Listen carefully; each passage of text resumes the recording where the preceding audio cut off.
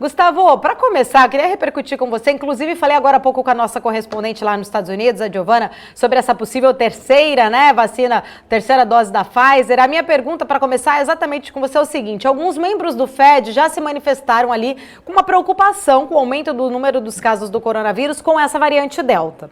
Disseram que isso pode, de certa forma, realmente atrapalhar os planos de recuperação da economia lá nos Estados Unidos. Aí a pergunta que eu quero deixar para você é o seguinte: quais os impactos que você acha que pode ter de um retrocesso numa retomada para o país? Você acha que realmente as consequências poderiam ser sentidas em outros países também? Paula, é interessante o mercado, né? Porque a gente estava, sei lá, há 1 ou 2 semanas atrás falando dos riscos do Fed ter que aumentar os juros muito rápido por uma inflação que viria de uma economia abrindo muito rápido, né? E agora a gente está discutindo, mas tem novas variantes do vírus e talvez a gente nem veja essa recuperação tão rápida, talvez ela nem venha. Então já não, quase que a gente esquece que há 2 semanas atrás a pauta era dos investidores, estava todo mundo olhando para o Fed ao contrário do que está se discutindo agora. Então, isso para mim mostra só uma coisa, incerteza. A gente está vivendo um ambiente que é muito incerto. A gente não tem como prever exatamente qual vai ser o caminho, né, que vai levar a essa terceira onda, como as economias vão de fato reagir. O que a gente tem que estar preparado para essas alternativas que se colocam. Indo para a tua pergunta, eu acho que sim, acho que se você tiver não sei nem se é mais terceira ou quarta onda, mas se você tiver mais, vamos dizer assim, consequências ou as novas variantes vencendo a briga com as vacinas, ou pelo menos isso vindo à tona, eu acho que isso dificulta a recuperação tão rápida como a gente estava vendo no começo, as economias abrindo e tal.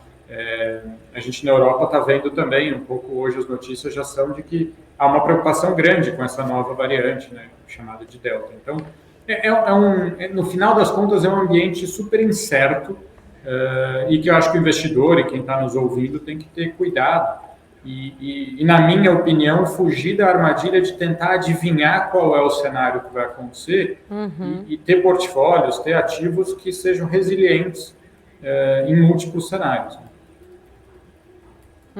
Qual que seria uma estratégia, talvez, nesse momento para os investidores, né? A gente fica naquela, eu imagino assim, né? Como investidora também, naquela expectativa, a gente vê aí vacinação aumentando, começa a criar aquela expectativa realmente, né?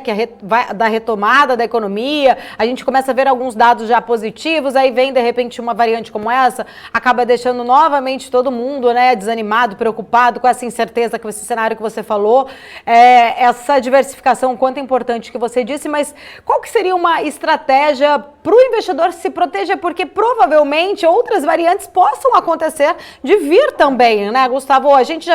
Nós já vimos várias, né? Então a gente fica muito nesse movimento de incerteza, né? Cria uma expectativa, as bolsas retomando máximas, de repente a gente vê novamente essa apreensão aí do mercado. Qual o conselho que você daria aí para os investidores que estão aqui nos assistindo? Eu diria 2 coisas são importantes nessa hora, Paula. Primeiro, alargar um pouco o prazo, né? A gente está vivendo um ambiente em que tudo, como eu falei, muda completamente de cabeça para baixo essa questão, né, do crescimento do Fed em 2 semanas. Então, eu acho que se a gente ficar tentando acertar no dia, na semana, é muito mais difícil do que a gente tentar alargar o prazo. E aquilo que eu sempre repito aqui, né, tentando montar um portfólio diversificado, para que você não precise apostar as suas fichas para alguma coisa acontecer. Então, acho que o ideal para o investidor é ele ter na carteira dele ativos que ele confie, principalmente falando de ações, empresas que ele confie que são as empresas dominantes e vencedoras em muitos cenários. Então, são empresas que não precisam que a economia cresça e abra para que elas sejam bons investimentos olhando para 3 a 5 anos, mas que também elas não precisam que necessariamente a economia continue fechada e que tudo fique no virtual para elas irem bem. Então, o que eu estou querendo dizer com isso é montar um portfólio, tentar encontrar empresas que naveguem bem múltiplos cenários, cujo modelo de negócio pareça resiliente e tentar alargar um pouco essa visão, né? Não olhar para o que está acontecendo na semana, no dia, para tomar as decisões de investimento e tentar encontrar ativos que consigam